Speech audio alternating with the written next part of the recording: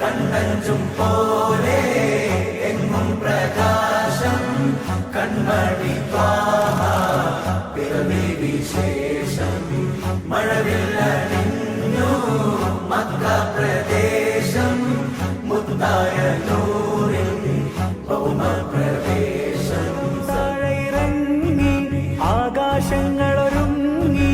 ആമിന ബീവിക്കോമൽ പൂമോൻ പുഞ്ചിരി തൂകി അസ്തമയാർക്കം പോലെ തങ്കക്കവിളു തിളങ്ങി മുസ്തഫ യാസീൻ